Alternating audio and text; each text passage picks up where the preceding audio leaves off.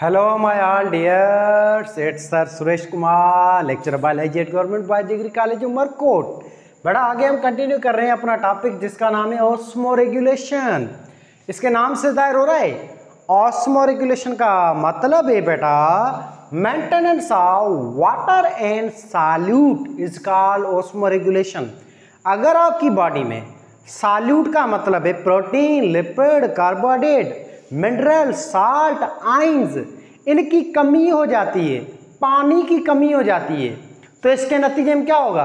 आपकी बॉडी, आपका ब्रेन भूख लगाएगा, प्यास लगाएगा।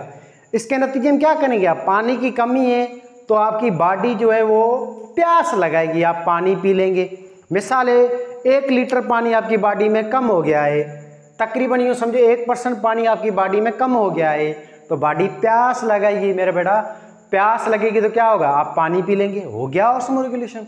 ऐसे आपकी बॉडी सुबह से काम कर रही है तो आपकी बॉडी में protein, lipid, carbohydrate, ions, salt ये यूज़ होते हैं, जो आपकी बॉडी में वेस्ट भी होते हैं, निकलते रहते हैं पेशाब की फॉर्म में, in the form of nitrogenous waste, in the form of carbon dioxide, in the form of water. ये चीज़ें टूटती भी है ना आपकी बॉडी में, एनर्जी देते हैं ना protein, lipid, carbohydrate.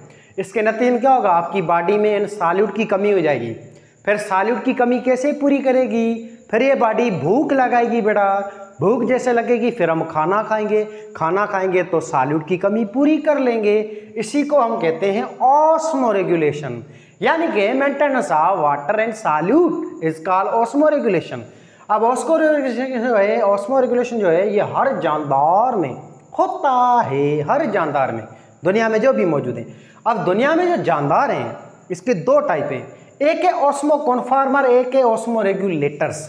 Osmo conformer का बेटा मतलब है वो जानदार जिसकी बॉडी आइसोटोनिक हो, माना बराबर हो, जिसकी बॉडी में सॉल्यूट्स की तादाद और एक्सटर्नल एनवायरनमेंट में बराबर हो, बैलेंस हो, तो ऐसी बॉडी वाले जानदार को कहेंगे ऑस्मो कॉन्फॉर्मर। जैसे एक छोटा सा मिसाल लेते हैं बेटा, ये आपके पास 2 गिलास हैं पानी के, अब इन दोनों में बराबर की चीज़ है। मिसाल है बेटा, ये एक गिलास है ए, इसका नाम है बी। अब इन दोनों में पानी बराबर है, दोनों में मिसाल हम कहते हैं 100 ml पानी है, इसमें भी 100 ml पानी है। अब दोनों में इन्वायरमेंट बराबर है, दोनों ही इन्वायरमेंट बराबर है। अब आप इन दोनों पानी के गिलास को आपस में मिला दें, क्या होगा? कहीं पानी जाएगा? ए वाला बी में जाएगा, बी वाला ए में जाएगा? नहीं जाएगा बच्चों, क्योंकि आपको पता है दोनों में कंडीशन बराबर है, आइसोटोनिक है। सिंपल, कोई मसला ही नहीं है। आइसोटोनिक एनवायरनमेंट सबसे बेस्ट होता है, अच्छा वाला होता है। अब यहाँ पे देखें, अगर हम बी गिलास में थोड़ी सी शक्कर मिला लें, साल्ट मिला लेते हैं या शुगर मिला लेते हैं, तब क्या होगा? छेड़छाड़ हो जाएगी। बी जो गिलास वाला पानी है इसमें सॉल्यूट आ गए हैं, इन सॉल्यूट की वजह से ये पानी थोड़ा सा भारी हो जाएगा, ज़्यादा थोड़ा सा क्या हो जाएगा? हैवी हो जाएगा। अब इसमें सॉल्यूट की वजह से ये पानी थोड़ा सा मोटा हो गया है, मोटा यूँ समझो। अब ये पानी थोड़ा सा गाढ़ा हो गया है, कंसंट्रेटेड हो गया है ये सारा। अब ये जो पानी है इसमें सॉल्यूट ज़्यादा है बी वाले में, तो बी वाले पानी को हम क्या कहेंगे? हाइपरटोनिक। हाइपरटोनिक का मतलब है कि इसमें अब सॉल्यूट ज़्यादा है। ए जो गिलास है इसमें कोई सॉल्यूट ही नहीं है, तो जिसमें सॉल्यूट कम होंगे तो उस चीज़ को क्या कहेंगे बेटा? हाइपोटोनिक कहेंगे। Simple, clear. अब आप देख लें, अब पानी जाएगा? बिल्कुल जाएगा सर। अब पानी जाएगा ए गिलास वाला बी की तरफ, क्यों? क्योंकि बेटा हमेशा चीज़ें वहाँ मूव करेंगी जहाँ कंडीशन हाइपरटोनिक होगी। अब आप देख लें, ये पानी पतला है, ए वाला पतला पानी स्पीड से भागेगा, जल्दी भागेगा, इसका वाटर पोटेंशियल जो है वो हाई है। वाटर पोटेंशियल मतलब है इसकी स्पीड ज़्यादा होगी। गिलास बी जो इसकी स्पीड लो होगी, क्योंकि इसमें एक रेजिस्टेंस आ गया है, सॉल्यूट्स आ गए हैं। तो हमेशा चीज़ पानी वहाँ मूव करेगा जहाँ कंडीशन हाइपरटोनिक होगी। तो बी गिलास की तरह एंडोऑस्मोसिस होगा, इनफ्लो ऑफ वाटर होगा। ए गिलास का पानी बी की तरफ जाएगा, एक्समोसिस होगा ए से। क्लियर है बात है? अब आगे चलते हैं। अगर इन दोनों में कंडीशन बैलेंस हो जाए तो जाहिर सी बात है बैलेंस तब होगी जब बी वाले के सॉल्यूट हम निकाल दें जो एक्सट्राइड किए थे, या ए वाले में भी हम उतने सॉल्यूट डाल दें जितने बी में हैं, तो मसला ही हल है। ना पानी आएगा, ना जाएगा, ना लॉस होगा, ना रिमूव होगा। क्लियर है? अब यहाँ पे देखते हैं आगे बेटा, ऑस्मोकॉन्फॉर्मर जो है ना, इनमें कंडीशन क्या है, आइसोटोनिक होती है।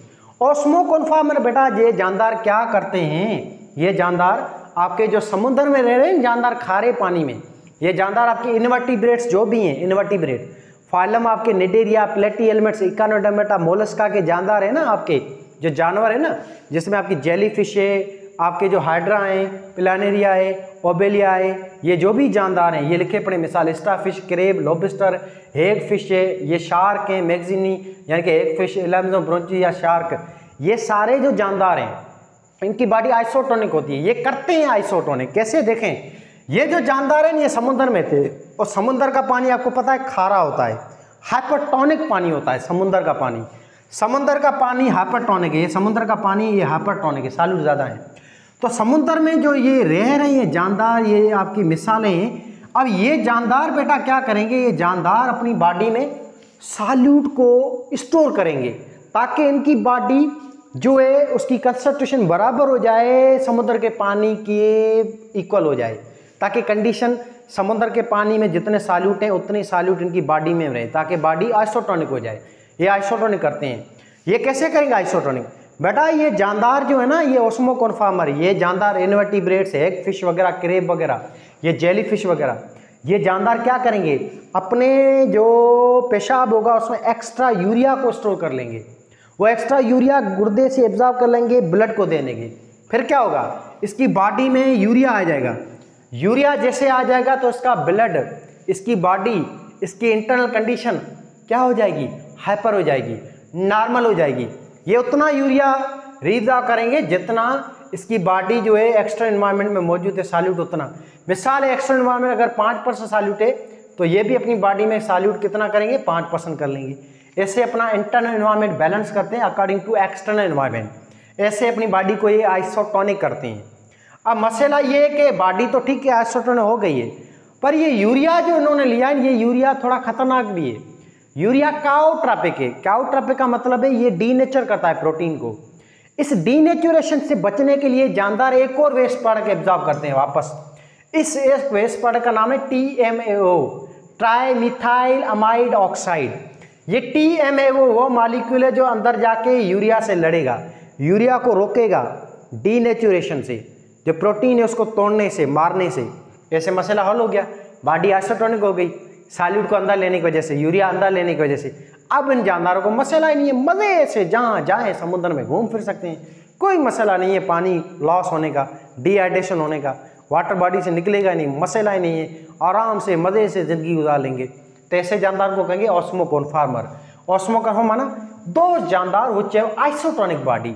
आइसोटोनिक बॉडी मैरीन जानदार ये सारे समुद्र में रहते हैं, सर्वाइव इन वाइड रेंज। ये समुद्र में हर लेवल पे जिंदा रह सकते हैं, चाहे नमक ज़्यादा हो या नमक कम हो, कोई मसला ही नहीं है। अगर नमक ज़्यादा है, मिसाल ये ऐसे समुद्र के एरिया में जाते हैं ना, समुद्र के एरिया में नमक ज़्यादा है, मिसाल नमक 10% है, तो क्या करेंगे, और ज़्यादा यूरिया एब्जॉर्ब कर लेंगे, और ज़्यादा TMAO एब्जॉर्ब कर लेंगे, और ज़्यादा नमक बॉडी में स्टोर कर लेंगे, बस हो जाएगी बॉडी में 10% पूरी हो गया आइसोटोनिक एनवायरनमेंट। क्लियर है बात ये। तो ये वाइड रेंज ऑफ वैरायटी में ये जानदार जिंदा रह सकते हैं समुद्र की हर जगह पे। आगे देखें, they store urea and TMAO for balance their body internal condition, then not perform osmoregulation. जब बॉडी में कंसंट्रेशन बराबर हो जाएगी एक्सटर्नल एनवायरनमेंट के, फिर उनको मसला ही नहीं है ऑस्मो रेगुलेशन करने का, बना पानी लॉस होने का मसला ही नहीं है। ये पानी मर्जी पे चाहे जब ड्रिंक करेंगे, जब पेशाब वेशाब होगा, कुछ पानी कमी होगी तो। आगे, और ये जो चीज़ें हैं यूरिया और TMAO, इसको हम कहेंगे ऑस्मोलाइट्स। ऑस्मोलाइट्स माना वो चीज़ें जो ऑस्मो रेगुलेशन में हेल्प करे, ऑस्मो रेगुलेशन को रेगुलेट करे, ऐसी चीज़ों को कहेंगे ऑस्मोलाइट। तो यूरिया TMAO क्या है, ऑस्मोलाइट्स होते हैं। आगे बढ़ा, दूसरे ये जानदार है ऑस्मो रेगुलेटर। ऑस्मो रेगुलेटर का मतलब है वो जानदार जिसकी बॉडी आइसोटोनिक ना हो, वो जानदार जिनकी बॉडी हाइपोटोनिक हो या हाइपरटोनिक हो। ये जानदार बेटा कहाँ मिलेंगे आपको, समुद्र में मिलेंगे, मीठे पानी मिलेंगे और टेरेस्ट्रियल पे मिलेंगे।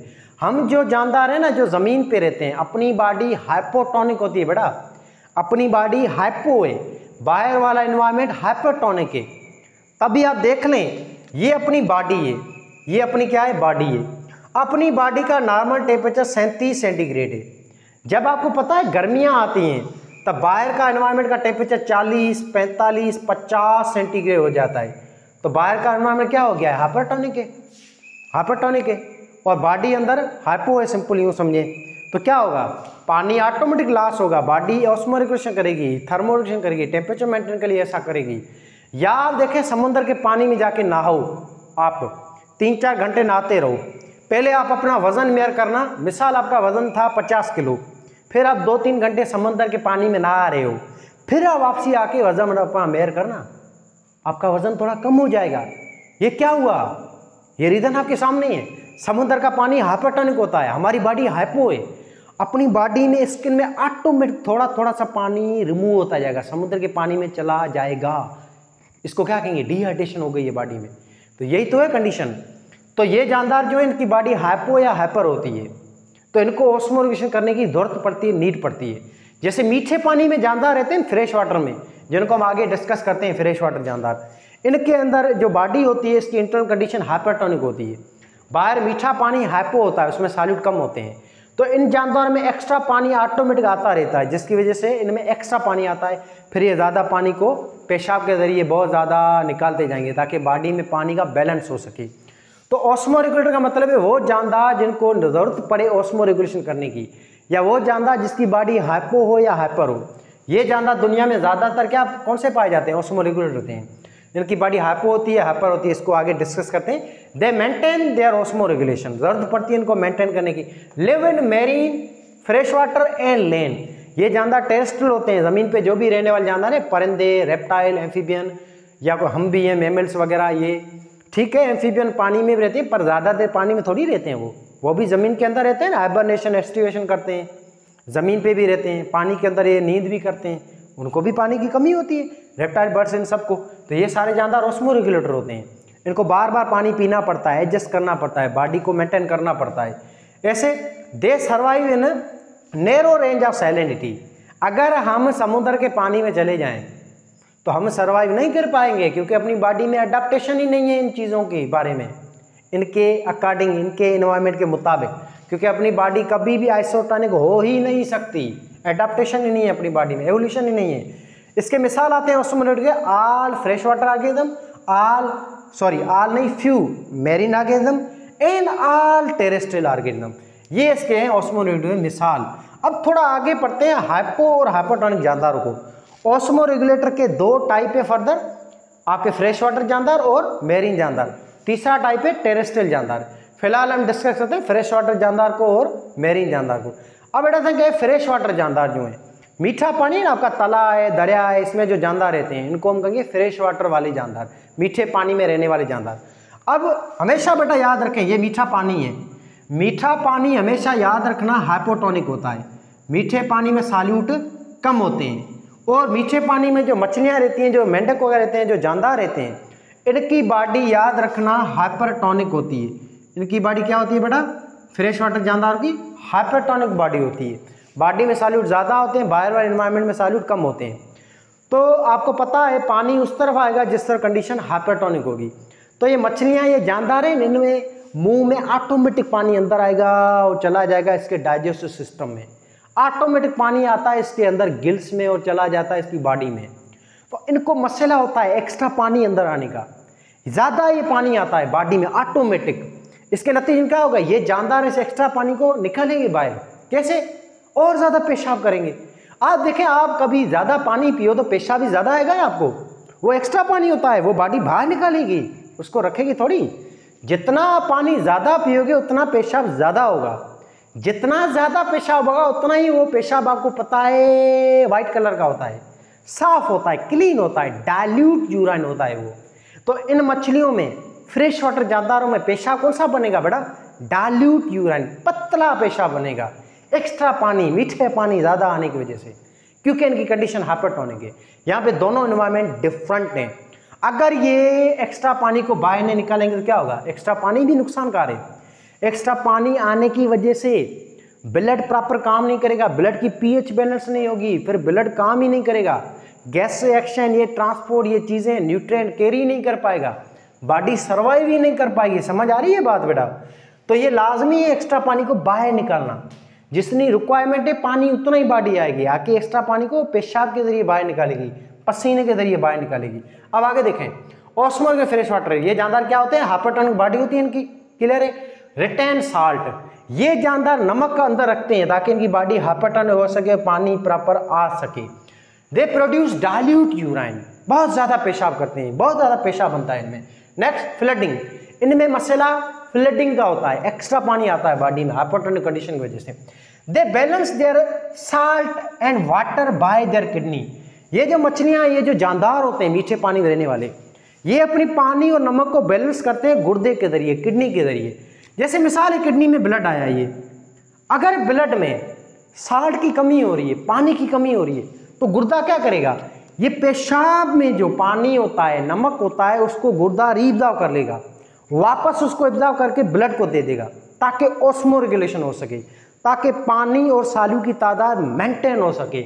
ये ऐसे होता है चीज़ें। अब आगे देखें, रीअब्जॉर्ब साल्ट बाय किडनी, और इनके अंदर एक और मसला होता है, ज़्यादा पानी है, इन वजह से ज़्यादा किडनी में पेशाब बनता है, फिल्ट्रेशन रेट हाई हो जाता है। इन जानदार में फिल्ट्रेशन बहुत हाई है, ज़्यादा किडनी फिल्टर करती है ब्लड को ताकि एक्स्ट्रा पानी को बाहर निकाल सके। इसके नतीजे में क्या होता है कि फिल्ट्रेशन तो बढ़ जाती है, पेशाब बहुत ज़्यादा बन जाता है, पर मसला एक होता है, जब आप ज़्यादा पानी पियो तो क्या होगा, गुर्दे में फिल्ट्रेशन रेट तो बढ़ जाता है पर रीअब्जॉर्प्शन पावर कम हो जाता है। फिर किडनी है ना, रीअब्जॉर्ब नहीं कर पाती अच्छे अच्छे आयंस को, अच्छे आयंस भी फिर पेशाब में निकल जाते हैं, सोडियम है, क्लोरीन है, कैल्शियम है, ये चीज़ें भी रिमूव हो जाती हैं। और ये चीज़ें लाजमी है आपकी बॉडी में पीएच मेंटेन करने के लिए, एंजाइम के लिए। ब्रेन जो है आपका, नर्वस सिस्टम, वो भी आपको पता है सोडियम और क्लोरीन, पोटाशियम, इनकी वजह से काम करता है। ये चीज़ें लाजमी है, कैल्शियम वगैरह हड्डियाँ वड्डियाँ के लिए। तो इन चीज़ों को, ये जो लॉस हो गई हैं मछलियों से, इन जानदारों से, इन चीज़ों को वापस से रीअब्जॉर्ब किया जाएगा। और ये रीअब्जॉर्ब कौन करेगा, इनमें एक स्पेशल चीज़ होती है, स्पेशल सेल होते हैं जिसको आइनोसाइट सेल कहते हैं। ये आइनोसाइट सेल जो है आपकी मछलियों में गिल्स में होते हैं, और मेंढक जो होते हैं उसकी चमड़ी में होते हैं, स्किन में होते हैं, एम्फीबियन के अंदर। और ये आइनोसाइट सेल क्या करेंगे बेटा, ये जो पेशाब से आयंस निकल गए इनको रीअब्जॉर्ब करेंगे। जो पानी में आयंस होंगे, सोडियम, क्लोरीन, कैल्शियम, जो मीठे पानी में, इस आयंस को यहाँ पे गिल्स में सेल होते हैं आइनोसाइट सेल, ये वापस आयंस को एब्जॉर्ब कर लेंगे, ऐसे आयन आ जाएंगे बॉडी में, मसला हल हो गया। क्लियर है। तो ऐसे ये जानदार अपनी बॉडी में मेंटेन कर रहे हैं एक्स्ट्रा वाटर को, ऑस्मो रेगुलेशन कर रहे हैं, आयंस को वापस कर रहे हैं, सॉल्यूट को बैलेंस कर रहे हैं। तो यही है maintenance of water and solute, इसको कहेंगे ऑस्मो रेगुलेशन। अब आगे चलते हैं, ऑस्मो रेगुलेशन मेरीन ऑर्गेनिज्म। बेटा मेरीन आपको पता है, समुद्र जो होता है, समुद्र का पानी, खारा पानी जो हाइपरटोनिक होता है, उस इन्वायरमेंट में रहने वाले जानदार को कहेंगे मेरीन ऑर्गेनिज्म, माना समुद्र में, ओशियन में, सीज में रहने वाले जानदार। अब ये जानदार है सारे, इसमें मिसाल है आपका बोनी फिशेज या टीलोसिस्ट्स। ये जो जानदार होते हैं, मछलियाँ जो समुद्र में रहती हैं, इनकी बॉडी याद रखना हाइपोटोनिक होती है। समुद्र में जो ये जानदार रहते हैं इनकी बॉडी होती है हाइपोटोनिक, और समुद्र का पानी जो है जिसमें ये रहती हैं, समुद्र का पानी बेटा याद रखना वो होता है हाइपरटोनिक। समुद्र का पानी होता है हाइपरटोनिक, उसमें सॉल्यूट ज़्यादा होते हैं, बॉडी में सॉल्यूट इनमें कम होते हैं। तो इन बेचारी जानदारों को मसला होता है वाटर लॉस होने का, इनमें ऑटोमेटिक चमड़ी से पानी निकलता रहता है, तो इनको शदीद परेशानी होती है, किसकी, डिहाइड्रेशन की। हमेशा इसको परेशानी रहती है, डिहाइड्रेशन होती है इनमें। तो ये जानदार बेचारे क्या करेंगे, जोरी पानी पीते रहेंगे, इनको पानी पीने की जरूरत नहीं पड़ती है, ऑटोमेटिक पानी आता है इनमें। इन बेचारी मछलियों को, इन जानदारों को पानी पीना पड़ता है, नमक वाला, नमकीन पानी। अब चलो पानी तो पी लेते हैं, नमक वाला पानी आ भी जाता है, पानी तो आ जाता है, मसला है पानी के अंदर नमक पड़ा है, समुद्र के पानी में नमक खतरनाक है। अब ये नमक अगर आ गया एक्स्ट्रा तो बीपी वगैरह हाई हो सकती है, मसाइल हो सकते हैं। इस चीज़ के बचने के लिए इन मछलियों के अंदर खुदा ताला की तरफ से स्पेशल गिफ्ट होती है, एक स्पेशल चीज़ लगी होती है इसके इंटेस्टाइन के अंदर। इसके अंदर एक इंटेस्टाइन का पार्ट होता है जिसको हम रेक्टम कहते हैं, लार्ज इंटेस्टाइन का आखिरी रीजन है जिसका नाम है रेक्टम। बेटा ये रेक्टम पे इस ग्लैंड लगा होता है इन मछलियों में, इस ग्लैंड का नाम है रेक्टल ग्लैंड, जो क्या करेगा, एक्स्ट्रा जो ब्लड में नमक होगा उस नमक को पेशाब से निकाल के फेंक देगा बाहर, मसला हल हो गया। खारा पानी आया था, वो चला गया ब्लड में, उसमें मसला पानी का नहीं था, पानी तो चाहिए, इनको कमी होती है पानी की, मसला था नमक का। नमक का मसला हल हो गया, इनके अंदर रेक्टल ग्लैंड पड़ा है जो एक्स्ट्रा नमक को खींच के बाहर फेंकेगा, हो गया मसला हल, पानी मिल गया, ऑस्मोरेशन हो गई, मेंटेनेंस होगी हर चीज़ की। तो ये जानदार क्या है, इनकी बॉडी हाइपोटोनिक होती है, डिहाइड्रेशन की इनमें कमी होती है, drink water continuously for osmoregulation. Then salt आ जाता है, साल्ट को रिलीज करता है, इसमें रेक्टल ग्लैंड होता है इसके रेक्टम के अंदर, फिर ये small amount of urine produce करती हैं। इनमें पानी की कमी है ना, आप देखें कभी आप पानी कम पियो तो आप में पेशाब भी कम बनेगा, आपकी किडनी क्या करेगी, पेशाब के अंदर जो भी पानी होगा उसको भी रिजर्व कर लेगी, जिसके नतीजे में बहुत कम पेशाब बनेगा, और वो पेशाब जो है ना बहुत ही ज़्यादा गाढ़ा होता है, बहुत ही ज़्यादा पीला होता है, नाइट्रोजन वेस्ट बहुत ज़्यादा होते हैं। तो इन मछलियों में पेशाब कम बनता है, और इस पेशाब को कहेंगे कंसंट्रेटेड यूरिन, यानी कि गाढ़ा पेशाब। रीज़न आपके सामने है। ऐसे ये जो जानदार, इसमें गुर्दा भी बेचारा एक्स्ट्रा काम कर रहा है। ऐसे ही आपकी इन मछलियों में, इन जानदारों में गुर्दे के अलावा इंटेस्टाइन जो होता है, वो इंटेस्टाइन क्या करेगा, इस खाने से एक्स्ट्रा पानी को एब्जॉर्ब कर लेगा ताकि पानी की जो डिमांड है वो पूरी हो सके। इससे इनमें गुर्दा भी काम कर रहा है, पानी एब्जॉर्ब कर रहा है पेशाब से, और आपका इंटेस्टाइन जो है इनका जानदार का, वो भी पानी एब्जॉर्ब कर रहा है ताकि पानी की कंसंट्रेशन पूरी हो सके, मेंटेन हो सके। ये बात क्लियर है। तो इनमें देखें कंसंट्रेटेड यूरिन बनता है बेटा, किडनी रिमूव करती है साल्ट को, और कुछ एक्स्ट्रा आयन जैसे मैग्नीशियम है, SO4 सल्फेट से, सोडियम क्लोरीन कैल्शियम, इनको भी ये रिलीज करती है। इनमें मिसाल आता है बोनी फिशेज। ये हमारी तरह ही है जानदार। आप कम पानी पियोगे तो क्या होगा, आपको पता है, हमने ये ह्यूमन डाइजेस्ट में पढ़ा है, वो चैप्टर अपलोड हो चुका है, उसमें आप देखना डिजीज, वहाँ पे एक डिजीज है जिसका नाम है पाइल्स, कॉन्स्टिपेशन। कॉन्स्टिपेशन कैसे होती है, कब्ज। ये भी जब हम पानी कम पिएंगे तो क्या होगा, आपका गुर्दा बेचारा वो क्या करेगा, आपका ब्रेन मैसेज देगा गुर्दे को, इफेक्टर को, गुर्दा क्या करेगा, पेशाब से एक्स्ट्रा पानी एब्जॉर्ब कर लेगा, भाई पानी की डिमांड पूरी हो सके। ऐसे ये ब्रेन आपका मैसेज देगा इंटेस्टाइन को, इंटेस्टाइन क्या करेगा, आपका जो माल होता है ना, माल गंद, फीसेज, पूप या टूल, उसमें पानी को एब्जॉर्ब कर लेगा, फिर वो माल हो जाएगा सख्त, फिर वो निकल नहीं पाएगा, फिर जोर लगाएंगे, मसला हो जाएगा, इसको कॉन्स्टिपेशन कहेंगे। इसी से आगे पाइल्स वगैरह होंगे। तब आप देखें पानी कम पिएंगे तो पेशाब भी कम बनता है, कंसंट्रेट होता है, ऑस्मो के होंगे। तो पानी पीना चाहिए, गर्मियों में 3-4 लीटर पीना चाहिए, और सर्दियाँ आए तो 2-2.5 लीटर पीना चाहिए। जितना ज़्यादा पानी पियोगे किसमें, गर्मियों में, उतना ज़्यादा फ़ायदा है। और पानी के साथ साथ नमक, ये चीज़ लाजमी है, नमक साल्ट मिला के, ताकि सोडियम क्लोरीन की कंसंट्रेशन पूरी सके। पसीने में साल्ट निकल भी जाता है, फिर चक्कर वगैरह आएंगे, BP सही नहीं रहेगी।